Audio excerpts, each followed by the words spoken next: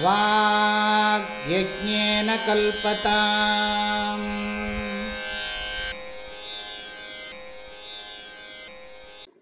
Sadgurunath Maharaj key. Hara நமः பார்வதி பதயே. ராஜா Ramachandramurthy key. Rama Rama Rama Sita Ramachandra பாஹி மாம். ராம ராம ராம சீதா ராமச்சந்திர பாஹி மாம். ராமகிருஷ்ண கோவிந்த ஹரே பாஹி மாம். ராமகிருஷ்ண கோவிந்த ஹரே பாஹி மாம். ராம ராம சீதா ராம ராமச்சந்திர பாஹி மாம். ராமகிருஷ்ண கோவிந்த ஹரே பாஹி மாம். கிருஷ்ண கிருஷ்ண கோவிந்த வாசுதேவ பாஹி மாம். கிருஷ்ண கிருஷ்ண கோவிந்த வாசுதேவ பாஹி மாம். ராமகிருஷ்ண கோவிந்த ஹரே பாஹி மாம். ராமகிருஷ்ண கோவிந்த ஹரே பாஹி மாம். ராம ராம சீதா ராம ராமச்சந்திர பாஹி மாம். ராஜா Ramachandramurthy key Jai.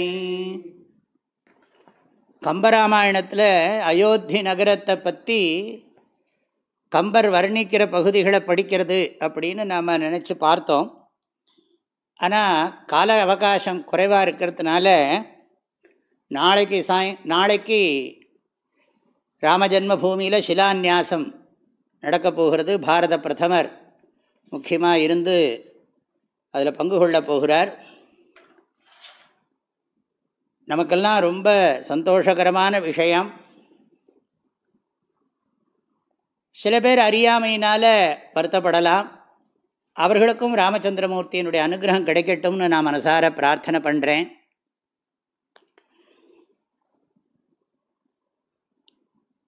இதில் நம்ம பாடல்களை எல்லாம் படிக்கிறத விட அதனுடைய கருத்தை மாத்திரம் இன்றைக்கு பார்த்து விடலாம் என்று நினைத்து அதனுடைய விஷயங்களை சொல்லுகிறேன். வால்மீகி கோசல நாட்டை பற்றி அந்த 5வது சருக்கத்தில் ஒரே ஸ்லோகத்திலையும் அயோத்தி நகரை பற்றி 5-6 சருக்கங்களில் வர்ணனை பண்ணுறார். ஆனால் இதனுடைய சாரத்தை நம்ம பார்க்குறோம். கம்பராமாயணத்தில் நாட்டுப்படலத்தை பற்றி நகரத்தை பற்றி உள்ள வர்ணனைகளை பார்க்குறோம். பல்வேறு வளங்களால் நிறைந்த தனதானியங்களை மிகுதியாக உடைய கோசலம் என பெரும் புகழ் பெற்ற நாடொன்று சரயுவின் கரையில் நிறுவப்பட்டது. அயோத்தியா என்ற உலக புகழ்பெற்ற நகரம் ஒன்று அங்கு இருந்தது. அது மானுடர் தலைவனான மனுவினால் படைக்கப்பட்டது. 10-2 யோஜனைகள் நீண்டது. அந்த பெருநகரம் திருமகளின் இருப்பிடமாக இருந்தது. 3 யோஜனை அகலமானது. நன்கு வகுக்கப்பட்ட பெரிய சாலைகளையெல்லாம் உடையது. உதிர்ந்த மலர்களால் நிரம்பி எப்போதும் நீர் தெளிக்க பெற்ற அரச பெருந்தெருவை ராஜவீதியை உடையது. பேரரசுகளை காக்கின்ற அரசனான தசரதன் தேவர் உலகை தேவேந்திரன் ஆளுவது போல அந்த பட்டணத்தை ஆண்டு வந்தான். அந்த நகரம் புறவாயில் பெருங்கதவை உடையது. நன்கு அமைக்கப்பட்ட பெரும் தெருக்களில் வணிகர்களின் கடைகள் அந்நகரின் நடுப்பகுதியில் இருந்தன. பல்வேறு யந்திரங்களையும் ஆயுதங்களையும் சதக்னி என்னும் பெயருடைய 100கணக்கான பீரங்கிகளையும் உடையதாக இருந்தது. பல்வகை சித்திர வேலைக்காரர்களாலும் அரசரை துதித்து பாடும் சூதகர், குலமுறை புகழ்ந்து துயிலெழுப்பும் மாகதர், பெண்களுக்கு நடனம் பயிற்றும் நடர்கள், போன்றோராலும் நிறைந்த நகரம். திருமகள் நீங்காத மீயுயர் மாளிகைகளின் மீது கொடிகளை உடைய நகரம். மலர் வனங்கள், இன்பப் பூங்காக்கள் நிறைந்தது.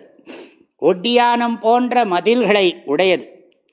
பெரிய ஆழமான அகழியையும் அரிதின் முயன்றாலும் வேற்றோரால் புகழ முடியாத கோட்டையினையும் உடையது. குதிரைகள், யானைகள், பசுக்கள், ஒட்டகங்கள், கழுதைகள், கப்பம் கட்டுகின்ற சிற்றரசர்கள், பல்வேறு நாடுகளிலிருந்து வந்துள்ள வணிகர்கள் ஆகியோரின் கூட்டங்களால் நெருக்கப்பட்டுள்ள நகரம். பல்வகை இரத்தினங்களால் இழைத்து கட்டப்பட்ட மலை போன்று உயர்ந்த பல அடுக்குகளை உடைய மாட மாளிகைகளால் நிறைந்த நகரம். இந்திரனின் அமராவதியைப் போல சொக்கட்டான் கட்டம் போன்ற வியக்கத்தக்க வடிவில் அமைந்த நகரம்.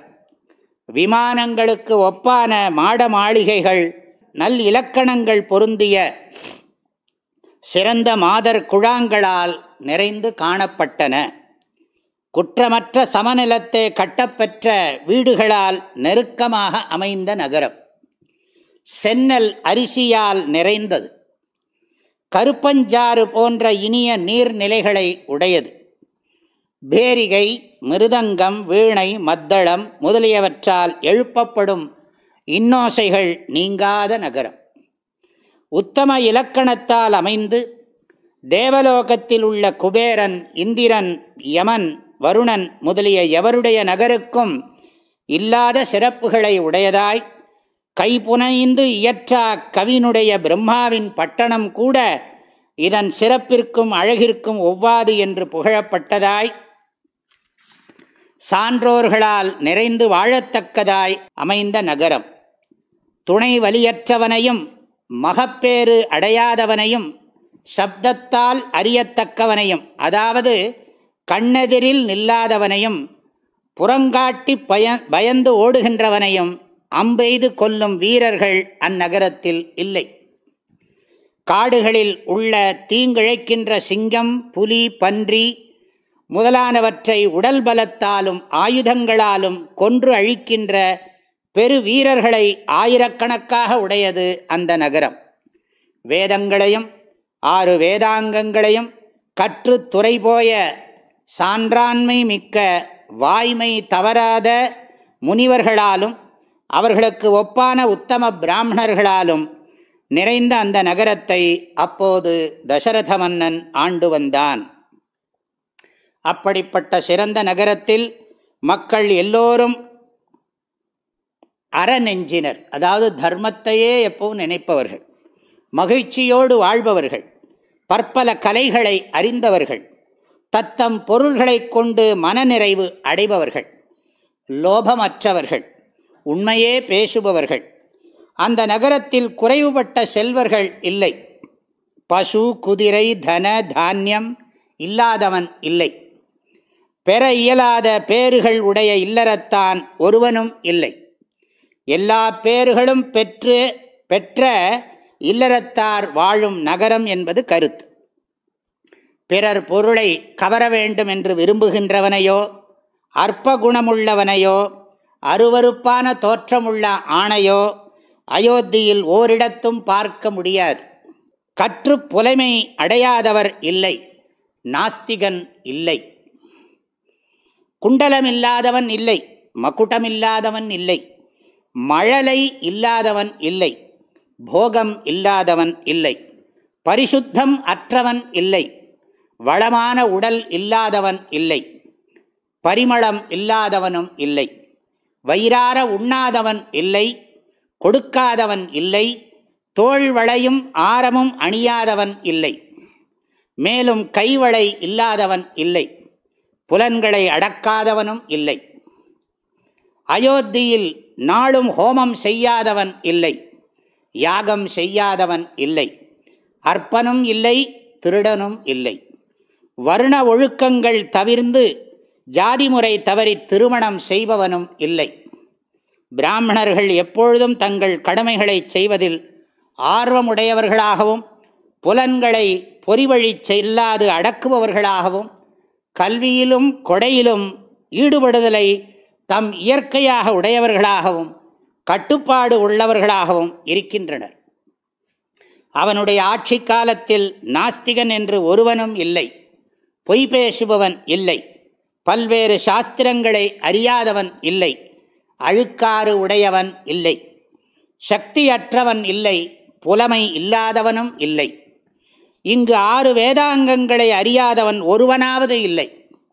விரதமில்லாதவன் இல்லை, ஆயிரக்கணக்காக கொடாதவனும் இல்லை, எளிவந்தவனும் தயக்க மனத்தை உடையவனும் வருத்தமுடையவனும் பிணியில் வருந்துபவனும் இல்லை.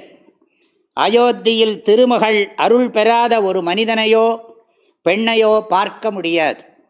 அழகற்றவனும் இல்லை, அரசனிடத்தில் பக்தி இல்லாதவனும் இல்லை. கம்பராமாயணம், ஆற்றுப்படலம், நாட்டுப்படலம், நகரப்படலம் என்னும் 3 படலங்களில் கோசல நாட்டையும் அயோத்தியையும் நகரையும் வர்ணிக்கிறது.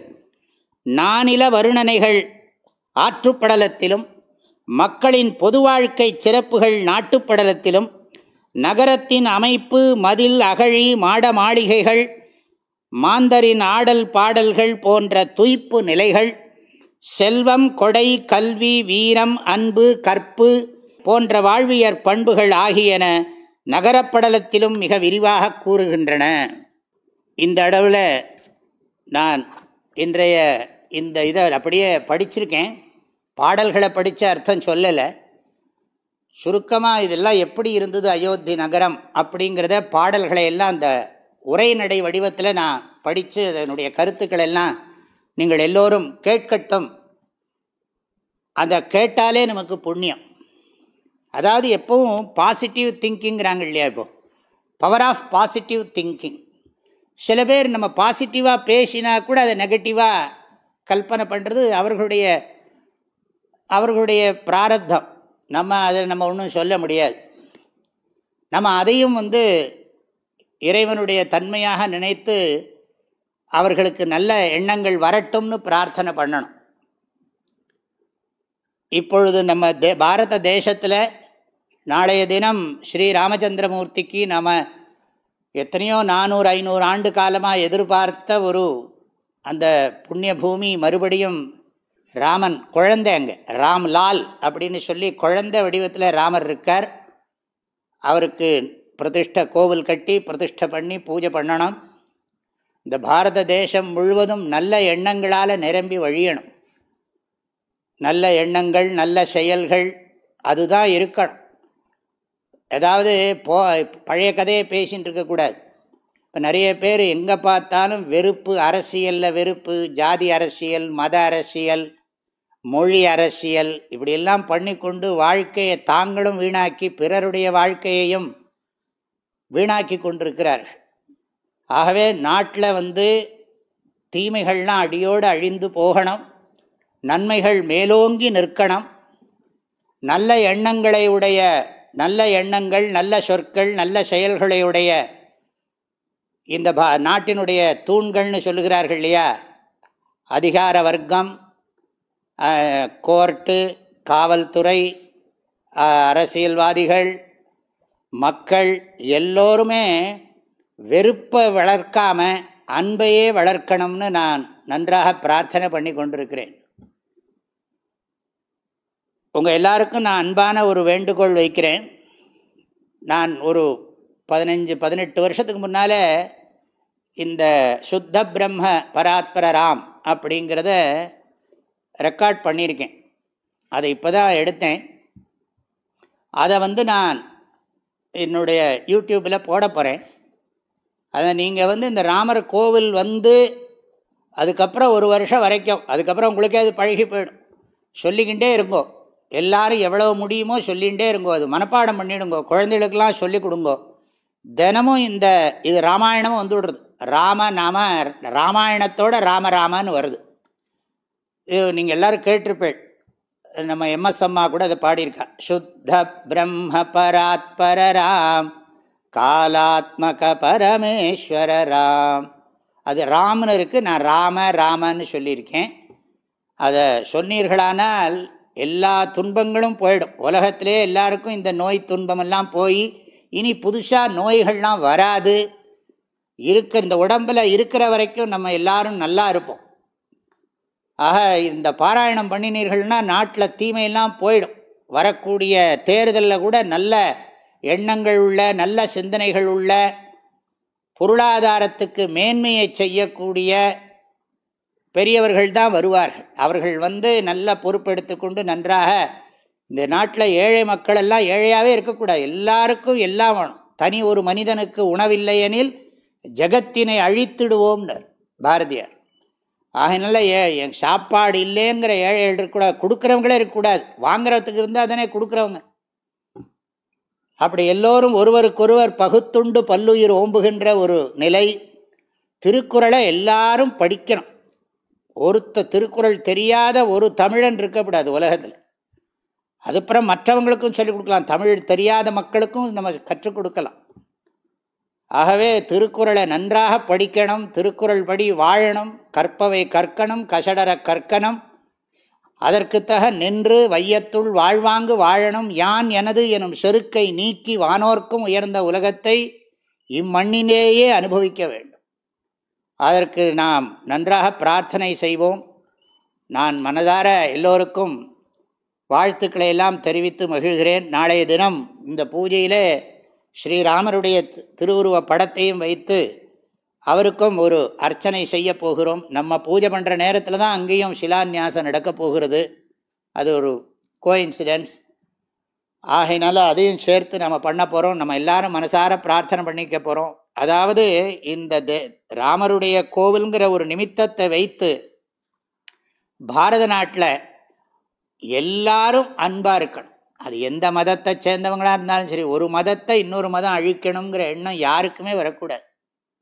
அதாவது மதம் மாறுறவர்களும் இருக்கக்கூடாது, மதம் மாற்றுகின்றவர்களும் இருக்கக்கூடாது, ஏழ்மை இருக்கவே கூடாது, கல்வி அறிவு இல்லாதவர்கள் இருக்கக்கூடாது. எல்லாருக்கும் கல்வி, எல்லாருக்கும் உணவு, எல்லாருக்கும் இருக்க இருப்பிடம், எல்லாருக்கும் நல்ல எண்ணங்கள் நினைச்சுட்டே இருப்போம். இதெல்லாம் பரிகாசம் பண்ணக்கூடாது. இதெல்லாம் நடக்குமான்னு நினைக்கிறதுல என்ன வச்சனே கா தரித்திரத்தா. இனிய உளவாக இன்னாத கூறல் கனியிருப்ப காய் கவர்ந்தற்றுனார் வள்ளுவர். நல்ல வார்த்தையை சொன்னால் என்ன குறைஞ்சா போயிடுவோம். நல்லதை நினைக்கிறதுக்கும் நல்லதை சொல்கிறதுக்குமே ரொம்ப நாள் நம்ம நிறைய நல்லது பண்ணியிருக்கணும். பாவம் செஞ்சால் பாவம் செஞ்சுட்டே போக தோணும், புண்ணியம் பண்ணினா புண்ணியத்தை பண்ணிகிட்டே இருக்க தோணும். அதுதான் அதனுடைய மகிமை. புண்ணிய புண்ணியேன பாப பாப்பேனன்னு வேதம் சொல்லுகிறது. ஆகவே நாம் தீமையை செஞ்சால் தீமையை வளர்ந்துட்டே போகும், நன்மையை செய்தால் நன்மை வளர்ந்துட்டே போகும். நம்ம அந்த மாதிரி நிறைய நேர்மறையிலேயே சிந்திப்போம். எதிர்மறையில் இருக்கக்கூடிய எண்ணங்கள் சிந்தனைகளுக்கு முக்கியத்துவம் தர வேண்டாம். அது சோஷியல் மீடியாவாக இருக்கட்டும், பத்திரிகை துறைகளாக இருக்கட்டும், அரசியல்வாதிகளாக இருக்கட்டும், எந்த ஜாதி, எந்த மதம், எந்த பாஷை, எந்த நிறம், எல்லாரும் படிங்க. பாரதியாருடைய ஊருக்கு நல்லது சொல்வேன், எனக்கு தெரிந்த உண்மை சொல்வேன் 30 கன்னி பாடியிருக்கார்.